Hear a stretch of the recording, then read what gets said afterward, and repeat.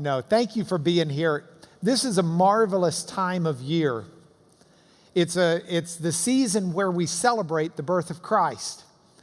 And it's wonderful for me that we're going through the Old Testament looking at the prophetic promises about Jesus during this season. Because those of you who've been part of this class before know that the last Sunday of the year that we're together, I try to do kind of a Christmas class. When we were doing church history, we looked at the history of Christmas and how it developed. We've done a number of different things throughout the years that I've been honored to get to teach. And this year, we'll be looking with some specificity on the promises in the Old Testament about Jesus that relate to his birth itself. And so it'll be a lot of fun to look at that. So it'll still be within the spirit of the long and winding road. Now, if you're new to this class, what we're doing is we're teaching up until probably the end of January, when church-wide we'll start a study in Colossians that we'll be studying here. But until that time, we're going through the Old Testament in a series I've called The Long and Winding Road.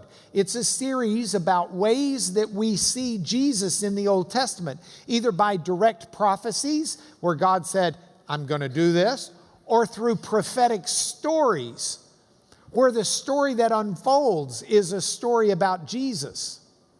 And that's what we've seen as we've looked at Moses and the Exodus. Today is our third and final section of Moses and the Exodus, in the way that it shows a prophetic story that is an image for us so that we can see Jesus in the pages of the Old Testament. Now, it's useful for us in a lot of ways. It helps us understand God.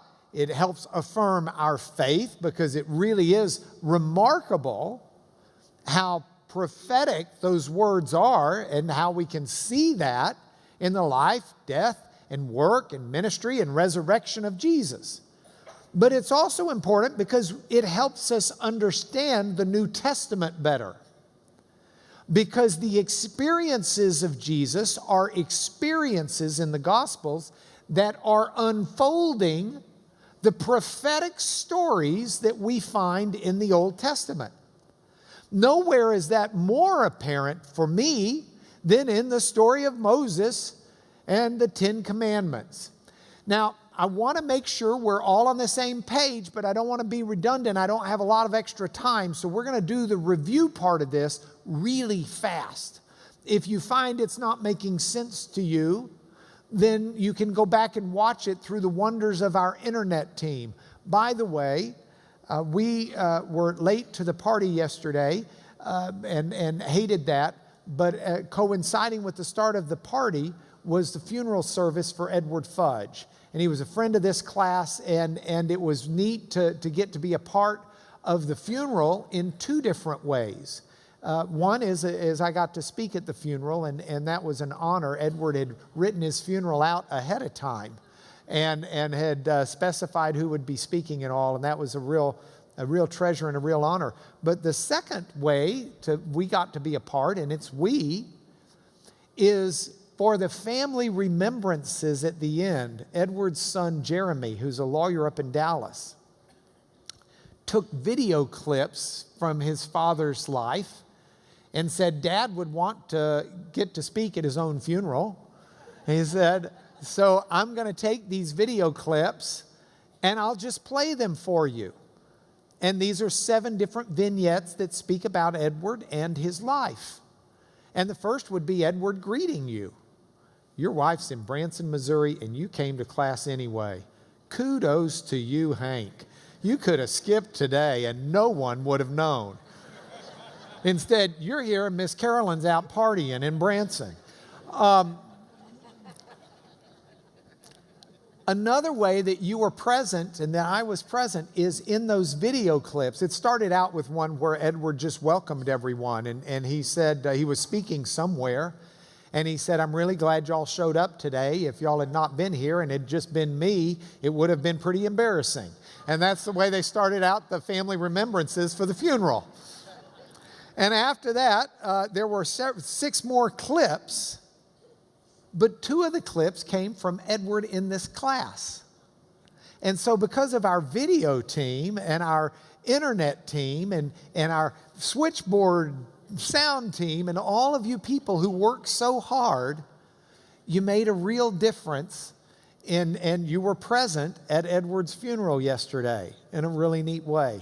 So I thought you'd want to know that. And I can't end this without saying Edward Fudge actually has a really good book he wrote about how the entire Bible tells the story of Jesus. And I ought to go back and find that book and see if it's still in print. That'd be a great thing to get for y'all, but I'll go back and check. Anyway, back to the subject. So here's your quick review. Moses, extremely important character. More written about Moses than any other character in the Old Testament. In fact, we've got Moses is the one who's considered not just the source, but the subject of the first 5 books of the Old Testament. They're called the books of Moses, as well as being called the law or the Torah, which is Hebrew for law. Now, 4 of those books tell the story of Moses' life, and they tell us that Moses was a leader of God's people. He was a liberator for God's people, and he was a lawgiver for God's people. And we'll look at lawgiver today, as well as another aspect of it. But Moses had encounters with God that were unequaled by any other person in the entire history of the Bible until Jesus. And that's why the Jewish people at the time of Jesus still saw Moses as the top of the pyramid. Above even Father Abraham, Moses was the one. And so we see that in their 5 scrolls or their 5 books of Moses. The first one that doesn't mention Moses lays the foundation for the story of Moses, and that's Genesis.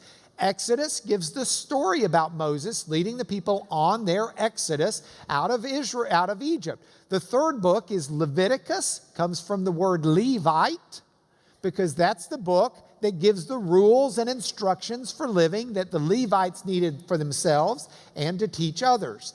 The 4th book of Moses is called by us Numbers, and it's the book that numbers the people and shows the nation of Israel becoming one of a unified nation of faith. The last and final book is Deuteronomy, and that's one that gives Moses' speeches and his final instructions. And so if we look at those and we understand those, we are remembering throughout this Exodus illustration that this isn't something the church made up. The idea that Jesus fulfills this Mosaic promise is not something the church just made up. It's something Moses himself said would happen. Moses said that a prophet like him, a leader, a liberator, a lawgiver, a prophet like him from the midst, out of Israel's offspring, the Lord, our God, would cause to arise before all of Israel. Moses told Israel, be looking for him and listen to him. That prophecy was not met. It wasn't met in the lifetime of Moses. If we put the prophecy up there, Israel's looking for someone like Moses. But we know at the end of Deuteronomy, as the book was put together, and it's put together after Moses is dead because it has the death of Moses in it. And the prophet that put it together said that there hasn't been a prophet like Moses arising in Israel since. And you get that consistent theme throughout all of the Old Testament. Throughout all of the books, they're saying, keep studying the law, keep studying the books of Moses, memorize these things, meditate on these things, chew on these things, because you'll know someone is coming as part of the promise. But you also read it and you see that that person's not come yet.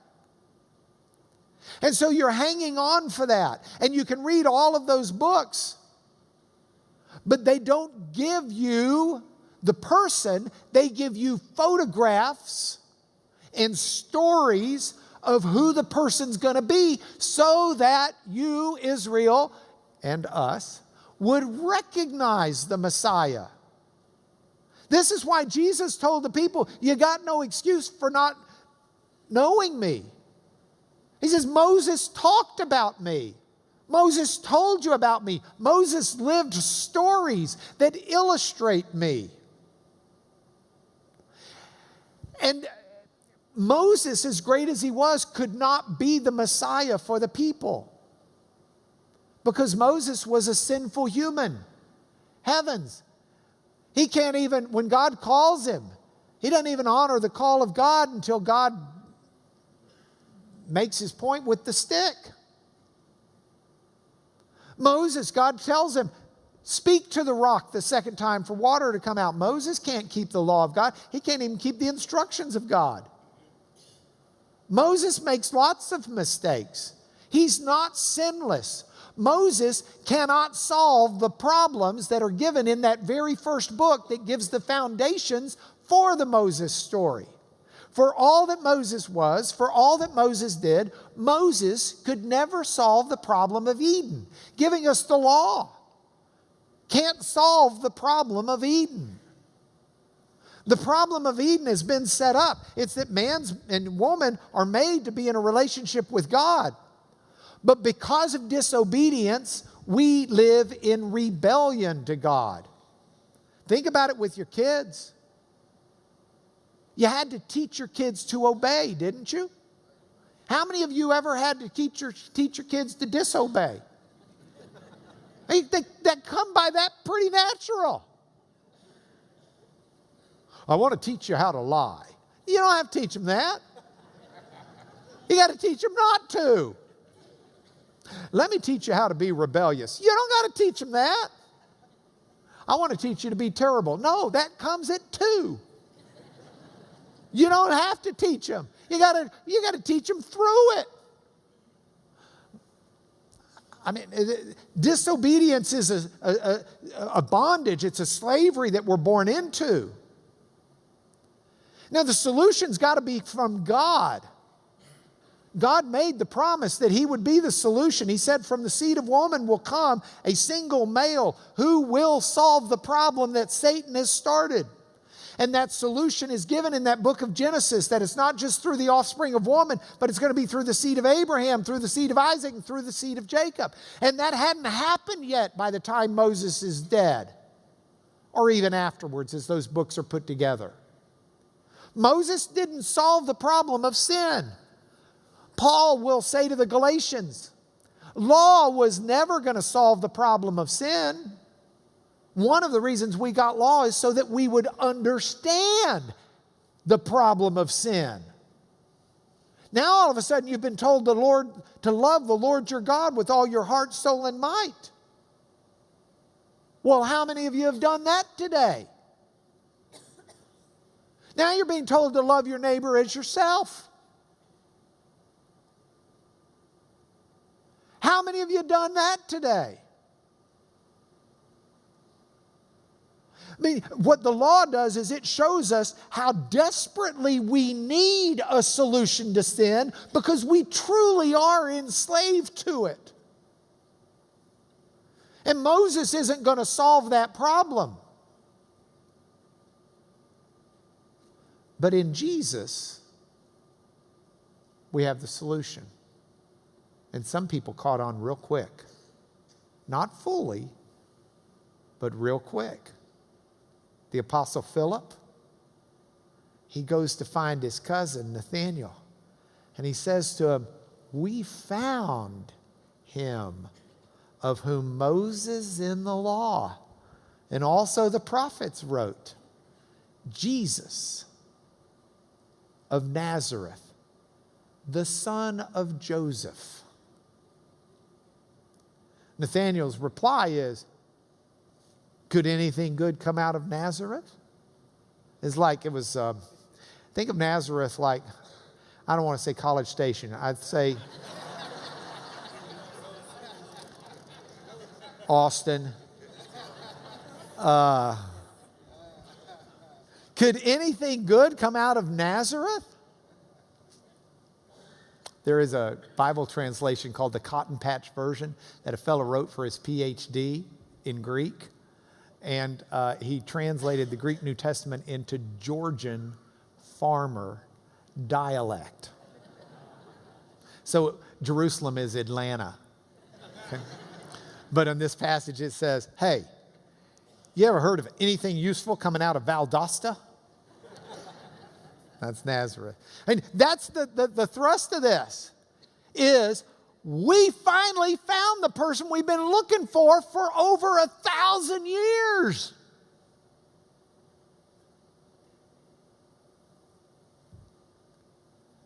So who was this Moses? Jesus is one like Moses. Well, we talked about him getting called from within the burning bush, God giving him the message. We talked about him going down into Egypt and talked about the blood of the Lamb and how Jesus becomes that Passover blood of the Lamb. And through the blood of the Lamb, the people were redeemed from the slavery of Egypt and Pharaoh and taken to the promised land. In like manner, we are redeemed from the slavery of sin and taken to the promised land by the blood of the Lamb. Paul said it in Romans 6, 17 and 18, you who were once slaves of sin, having been set free from sin and become slaves of righteousness. Paul talks about in 1 Corinthians 5, 6, and 8, your boasting's not good. A little leaven leavens the whole lump. He's talking about the Exodus story. The people were told, don't put leaven in your bread. And in the Passover, you have to clear all of the leaven out of your house. The Passover, Pesach, is the celebration, the remembrance of the passing over of the angel of death by the blood of the Lamb. And he says, Christ is our Passover lamb who's been sacrificed. The blood that covers you, that allows the angel of death to pass over you, that liberates you from slavery to sin and takes you to the promised land, that is the blood of the Lamb of Jesus. That's who Moses was writing about. I got to digress for just a moment. I just had the privilege of teaching this lesson over at Jersey Village, though it's the lesson that we're reviewing right now. But I said to them at the end, I said, think about the miserable things you have to endure in your life. Okay, just think about it for a moment. How would you like to have been one of those Israelites enslaved to Pharaoh? You understand they did not get time and a half for overtime. You understand they didn't really even get paid. They had to make their living in addition to doing Pharaoh's work. I don't want to make bricks without straw. I don't want to make bricks at all. I don't want to live without air conditioning, especially in Egypt.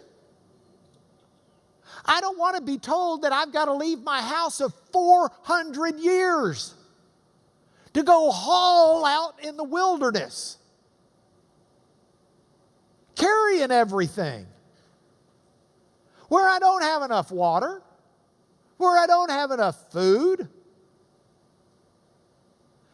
I don't do it alone. I've got to do it with like thousands and thousands of people.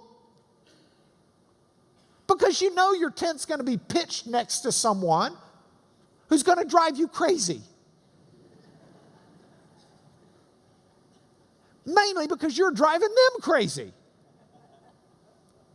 And who wants to do any of that?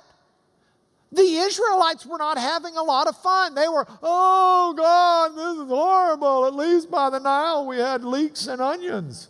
I don't get that. I hate leeks and onions.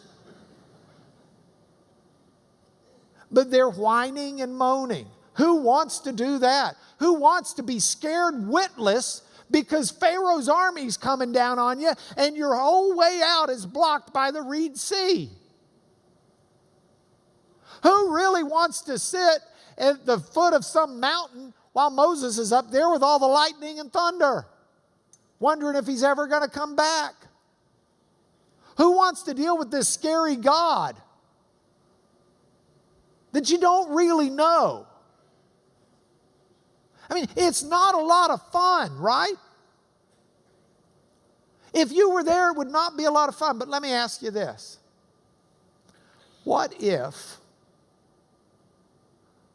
those Israelites had been told, I know this isn't fun, what you're going through, but God is going to use this and use you to teach a bunch of Baptists on Champion Forest and Strack in 3,000 some hundred years from now, so that they will know that Jesus is going to be their source and their solution to their sin. You go through suffering. They went through suffering truly for the cause of Christ. Somehow I think that might make that suffering not fun, but cool, if you get the difference. I don't think all of a sudden it'd be fun to be back then, but I think it would have been kind of cool to know that I'm getting to live out a story that's going to illustrate to people for the rest of history who Jesus the Messiah is. That's not a bad ride. And that's what we've got here. And so they're brought out of slavery to sin, or to Pharaoh, just as we're brought out of slavery to sin, but we're not abandoned there. God brings us out, but He leads us in life. Heaven forbid we be set free from sin only to ignore God's leading afterwards. You see, God, by day in a pillar of cloud, guided them on their way. By night in a pillar of fire, God told them when to go, where to go, and how to go. God took care of them.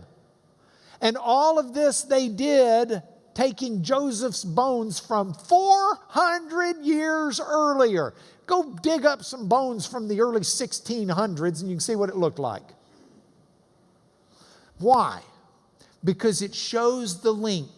All of this is part of God's promise. All of this links up to the book of Genesis. The Bible doesn't start with Exodus. It doesn't start with Moses. It starts with creation and humanity and fellowship with God. And all of this is important. So the waters were divided. The Israelites go through the waters. Paul says it this way, it's like baptism. You don't have to question, do I have enough faith? You can look back at your baptism and say, hey, I put my trust in God, else that would have been a bath. But it wasn't a bath, it was a baptism. Well, but did I have enough faith? I've heard that question so many times. Look, none of you have enough faith. None of us have enough faith to get saved on our own faith. But through our faith, we get the righteousness of Jesus, including His perfect faith. He's the only one who had perfect faith. You don't, I don't. Pastor David doesn't. Pastor Brent doesn't. Hank doesn't. Mary Lee doesn't. Judge John doesn't. None of you. None of me. We don't have perfect faith, but we've got enough that we trusted God to do something we wouldn't have done otherwise. And in that, we know that the perfect faith of Jesus is a saving faith for us. We talked last week about how the Lord said to Moses, I'll rain down bread from heaven. Didn't say I'm going to cause it to come up from the rocks. It's not going to grow like a fungus. It's not going to poof appear. It's raining down from heaven because that's who Jesus is. That's the John 6 passage where Jesus said, I'm the bread of life. Whoever comes to me shall not hunger. Whoever believes in me shall not thirst. For I have come down from heaven. Jesus is echoing that. I am the bread of life. The manna sustained for a day, except 6-day manna. That was good for 2 days. But we have Jesus forever. He only came down once, but He instills in us. He's a bread of life. He's someone we have every day of our life. He doesn't have to come down more than once. Once was sufficient because He's always present within His children and His church. And we talked about how Jesus was greater than Moses. Moses, they divided the sea for him to walk on. For him to walk on dry land. Jesus just walked on it. And John inserted that story in there. So all of this is the review. I want to leave the review behind because it's taken me too long, and I want to get to the next stuff. The Lord said to Moses, this is Moses the lawgiver, "Come up to me on the mountain and wait there, that I may give you tablets of stone with the law and the commandment which," who wrote? "I have written for their instruction." God writes on stone. Doesn't just cause it to appear. He writes it on the stone. That's pretty incredible, isn't it? Seriously, isn't that incredible? Look at John 7:22 through 23. John 7:22 through 23.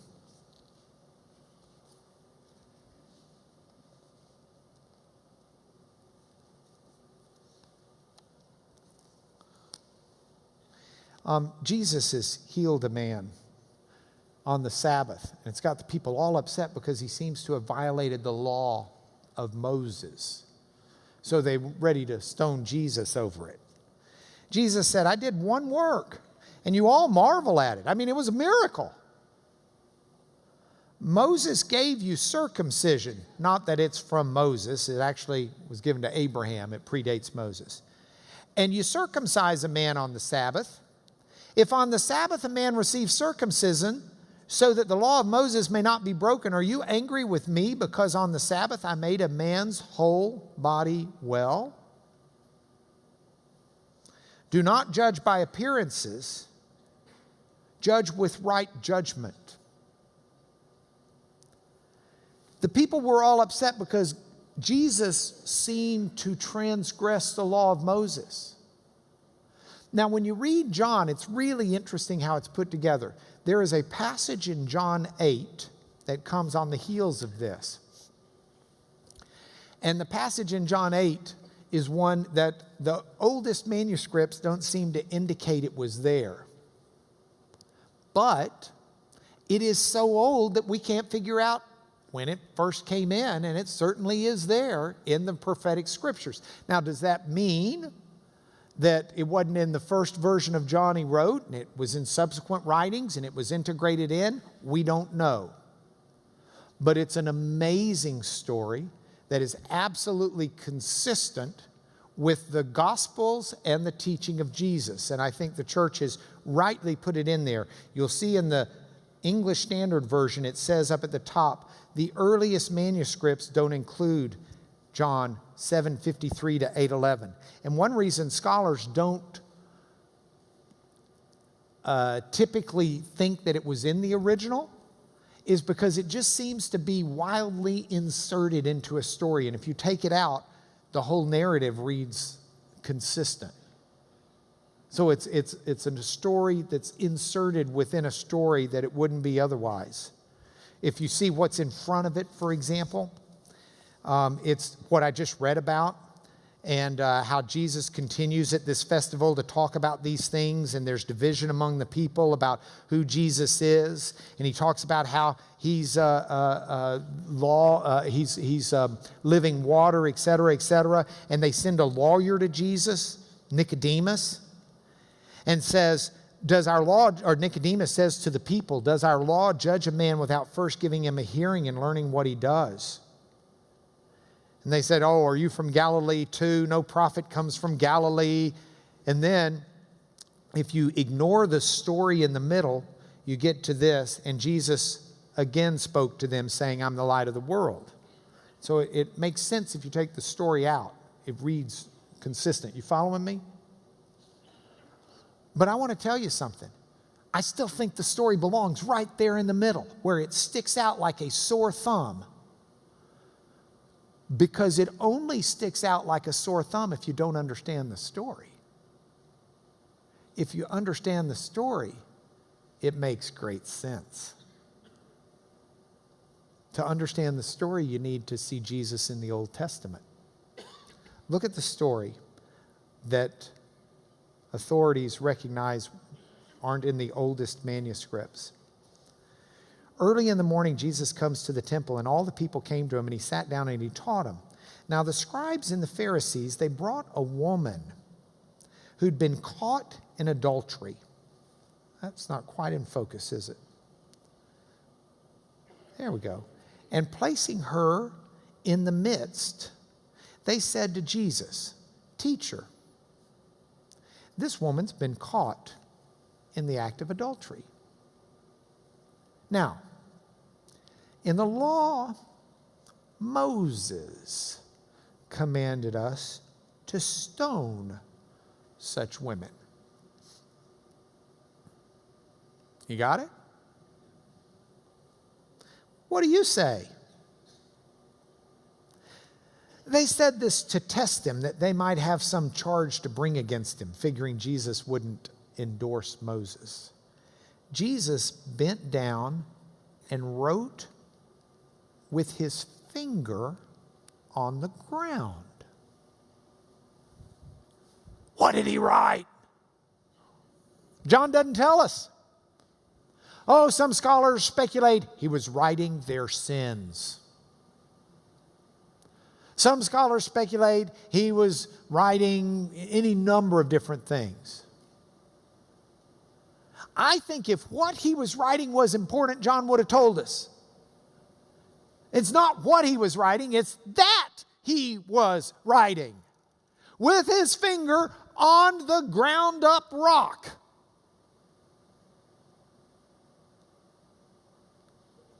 Who wrote the law with his finger? God did. Moses told us in the law. No. God told you in the law. Get your source right. Moses carried the law. God wrote the law with his finger. And Jesus is God. Don't ask Jesus what Moses said in the law. Jesus wrote the law. He can write with his finger, and that's what he's doing. It's kind of like, hey, so you want to tell me what Moses commanded you to do? Who wrote the law with his finger? And they continue. They don't get it. You know, bless their hearts, clueless. Continued to ask him, come on, Jesus. Are you stumped? Cat got your tongue? Don't know what to say. Caught you in a trap. Jesus stands up and says, hey, let him who is without sin among you be the first to throw a stone. And then he bends down and he starts writing on the ground. And they kind of peter out as they realize they can't. I mean, in that entire crowd, there's only one person without sin who can throw the stone. And he didn't. That's Jesus. See, Moses gets to go up and God writes the law. Jesus is this. This is John chapter 8. This is John chapter 13, verse 34 and 35. And you might be saying, well, but they already have the law. How can Jesus be a lawgiver? The law's already been given through Moses. Jeremiah 31 through 34. Jesus is just living out the prophecies. And they needed to know this. They should know this. Jeremiah, their prophet, Jeremiah the prophet writes, Jeremiah 31, behold, the days are coming, declares the Lord, when I'm going to make a new covenant with the house of Israel and Judah. Not like the covenant I made with their fathers when I took them by the hand to bring them out of Egypt.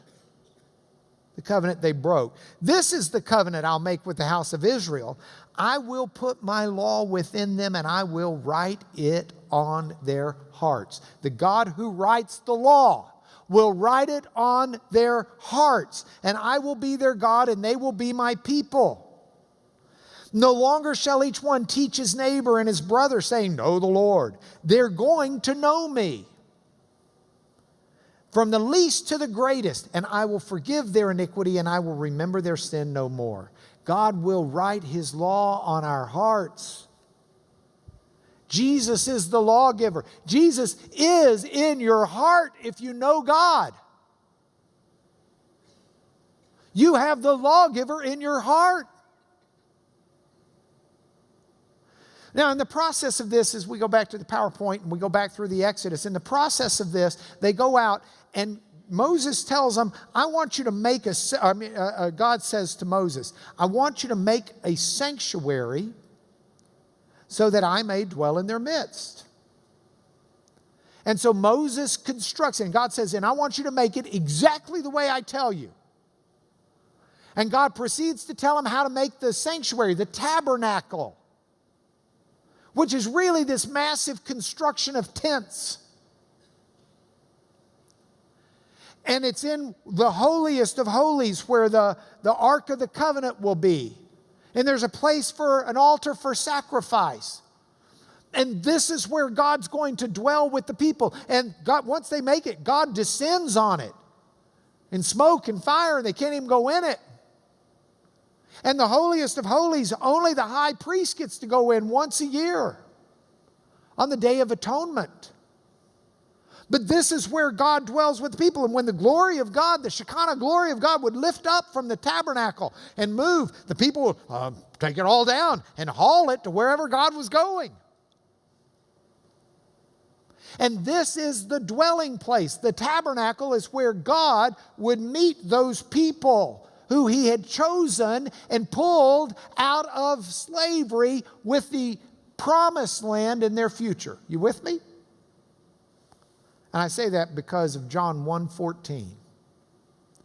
You remember John starts his gospel out. In the beginning was the Word, and the Word was with God, and the Word was God. And then in verse 14 he says, and the Word became flesh and dwelt among us. You got it? The word dwelt in the Greek is tabernacled. Pitched his tent. John is saying that the tabernacle itself was a representation of Jesus. That it's in Jesus that God dwells with his people.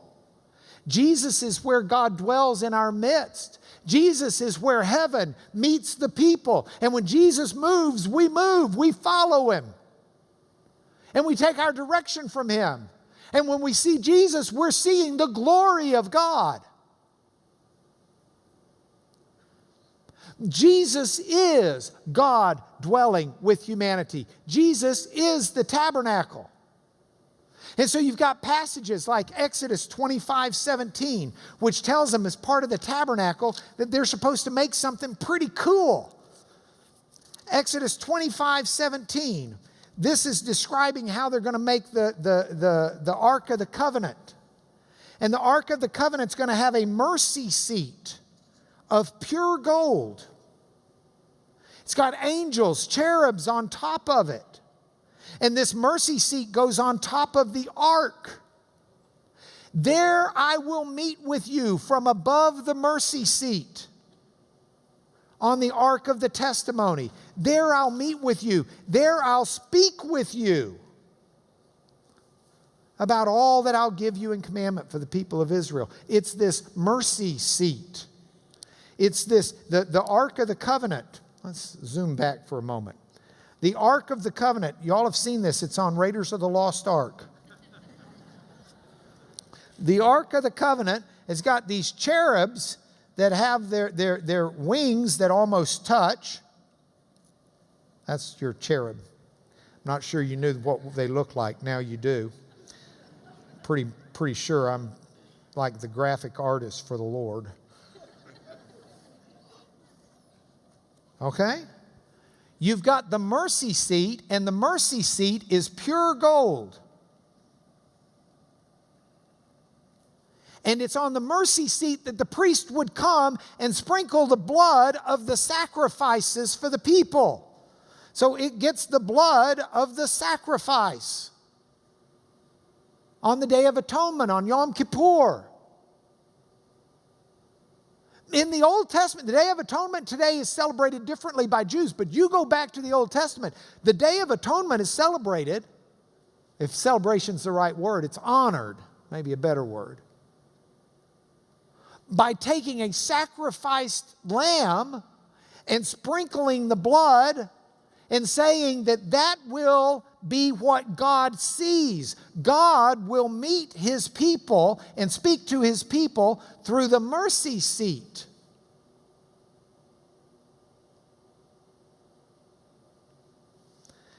The Greek word that's used to translate this, mercy seat,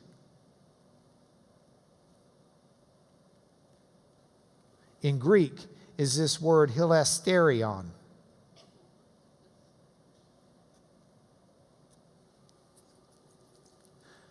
Hilasterion. All right? And I tell you that because, how am I doing time-wise? I'm not doing great. Okay. Let's go to the PowerPoint then. And you can at least get the scriptures, and this is in the handout if you want to get it. If you don't already have it, email Brent. Hebrews 9 and Romans 3:25 both talk about the mercy seat. Hilasterion. Hebrews 9:5 and Romans 3:25. Hebrews 9:5. Galatians and Ephesians, Philippians, Colossians. Hebrews 9:5.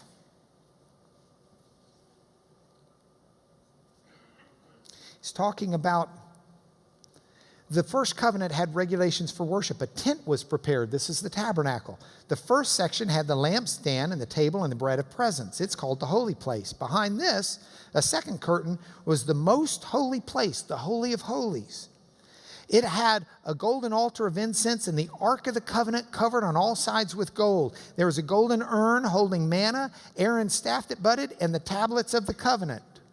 And above it were the cherubim of glory overshadowing the hilasterion, the mercy seat.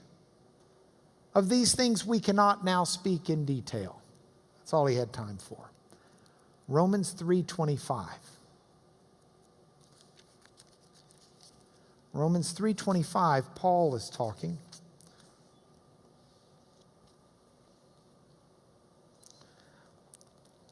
Paul is talking about how everyone has sinned and fallen short of God's glory, but everyone's justified by His grace as a gift through the redemption in Jesus Christ, whom God put forward as a propitiation by His blood. Propitiation means someone who meets God's just wrath. This was to show God's righteousness because in His divine patience, He'd passed over former sins. It was to show that God is righteous at the present time, so that He might be just and the justifier. Now, propitiation by His blood. We've got that in Greek. And a few of you read Greek, so it's worth putting up here. 3:25. Here it is. Here it is. There's the propitiation. Let me pronounce that for you. Hilasterion. It's mercy seat. Jesus is the mercy seat. Paul's using the word mercy seat. It's just translated by the ESV, propitiation, because that's the function of the blood that was sprinkled on the mercy seat, to meet the just demands of a just God and a righteous God. But that hilasterion that we were looking at is Jesus. Because Jesus is where the atoning is done. and it's where God meets us, and it's where God instructs us, and it's where God forgives us. Jesus is the mercy seat. And so, yes, Moses was told to make it, and make it clearly that way, because it fulfilled a purpose. And that's what it was. So, what do we have? A prophet like Moses finally comes. We don't have time for this. We need to get to the points for home, so let me zoom quickly and read it in the lesson. There we go. We're getting there. We're getting there. We're getting there. Bam, bam, bam, bam, bam, bam, bam, bam, bam, bam, bam, bam, bam, bam, bam, bam, bam, bam, bam. We could stay till 2. Clearly, I did this on the airplane. Okay. Here we go. Let's start here.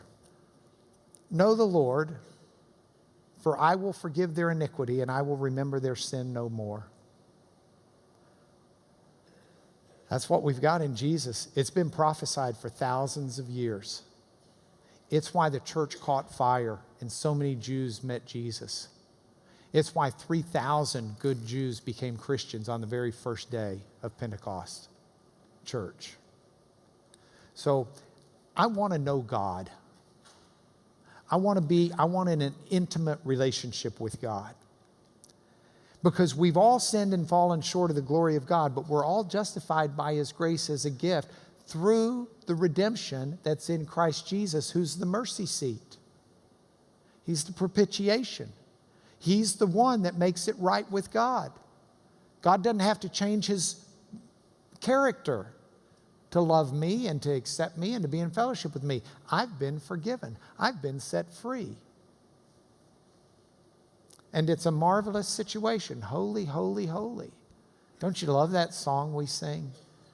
The one, heaven's mercy seat. Holy, holy, holy is the Lord God Almighty, who was and is to come. For all creation I sing. You know that one? That's it, man. Heaven's mercy seat. So now when you sing that, you gotta plug in class. If you believed Moses, Jesus said, you'd believe me. He wrote of me. He lived my life. And I can't read the story of Moses without saying, I believe. It's so clearly prophetic of Jesus. I don't know how I could read it otherwise. So with that, thank you very much. And let me bless you in the name of Jesus. We ran over 4 minutes, and I apologize. Father, it's interesting to me to run over 4 minutes when we could spend hours and hours and hours on this. The depths of your love for us, the riches of your compassion, we can't even begin to plumb, Father, in the time we've got or in the brain cells we have. But it doesn't stop us from standing in amazement, sitting in amazement at who you are and what you've done in this world for us. And so I pray that everybody who hears this message will be touched by your Spirit and moved in faith to proclaim your wondrous love in Jesus, our Lord and Savior. Amen.